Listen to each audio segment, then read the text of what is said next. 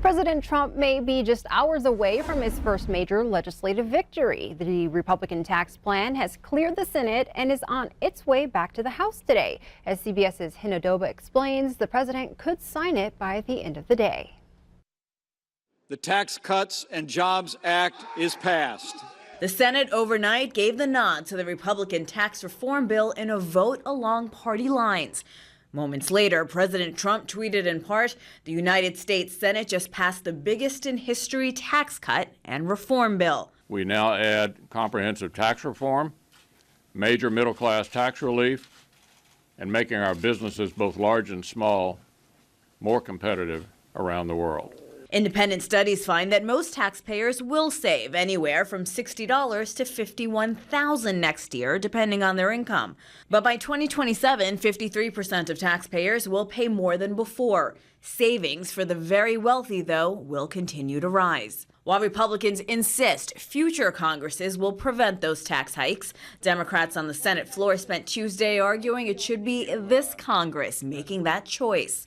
What has been sold as a middle-class miracle will instead deliver a hefty windfall to the wealthy. The far-right architects of this tax plan are going to be coming for your Social Security and Medicare before you take your Christmas tree down.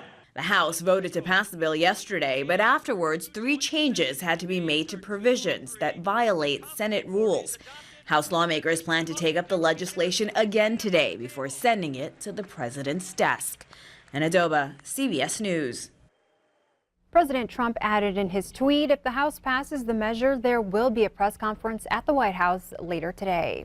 Also making headlines, federal investigators are learning more about the Amtrak train crash in Washington state that killed 3 and left dozens others injured. They say the train was traveling 80 miles per hour in a 30-mile-per-hour zone and that it appears the emergency brake engaged automatically. A conductor learning the new route was also in the locomotive cab with the engineer. Investigators will try to recover video from cameras on the train, which were badly damaged.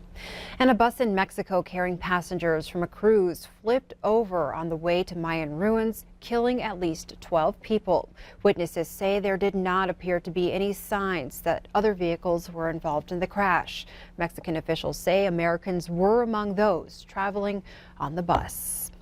Closer to home, more than $70 million in assets of the Great Falls Billings Catholic Diocese could be at stake in a new bankruptcy filing against the church. Attorneys for 86 victims who were sexually abused by Eastern Montana priests and nuns now claim the Great Falls Billings Diocese understated its assets in its bankruptcy proceedings. The diocese had argued that certain assets held in trust for its parishes were exempt from a settlement fund for victims. But in the latest filing in federal bankruptcy court in Butte, the victims' attorneys argue that those assets should also be available for the settlement. The Diocese of Great Falls Billings filed for Chapter 11 bankruptcy protection in March in a move that church officials said would help develop a compensation fund for victims and set aside money for more victims who came forward. Assets listed in Monday's filing include parish buildings, school property, and other land held by the diocese. Billings Central Catholic High School, along with 3 other Billings area parishes, are among the assets listed in the 62-page document. A diocese representative in Great Falls said the church will give a statement at a later time. Onto our roads. 3 people were injured when 2 SUVs collided on Billings West End. Billings police say 3 elderly people, 2 women and a man, were transported Tuesday evening for precautionary measures, but their injuries were not life-threatening. One SUV was traveling east on Central Avenue and trying to turn left on 14th Street West when it was struck by a second SUV heading the opposite direction on Central. The second SUV bounced into the parking lot in front of Central Hobby, losing its front left tire. The first SUV ended up on the south side of Central. Police do not suspect alcohol or speed as factors, and roads were not icy at the time of the crash. Authorities have released the name of the man killed in a rollover crash between Lockwood and Hardin. 20-year-old Trenton Lopez of Wichita, Kansas, was killed in the crash Tuesday morning. Montana Highway Patrol says Lopez was driving east on I-90 in a Chevy pickup truck when his vehicle lost traction on the road due to icy conditions. MHP said the vehicle then rolled into the median and Lopez was ejected. Trooper Jeremy Lundblad said the man was not wearing a seatbelt and that speed was likely a factor in the crash. Alcohol and drugs are not considered to be factors. In the wake of high-profile sexual assault and harassment allegations across the country, businesses are encouraged to review their policies and procedures. Ryan Braley with the Vitas Group says it's important for businesses to take the opportunity to update potentially outdated procedures and make sure employees and managers are up to date on company policy. One of the biggest issues he sees is a lack of follow-up when something's reported. It's really important today to listen to that and take an action.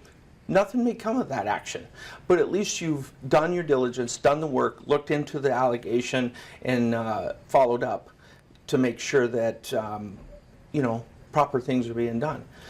It's too important of a subject matter to not take immediate action.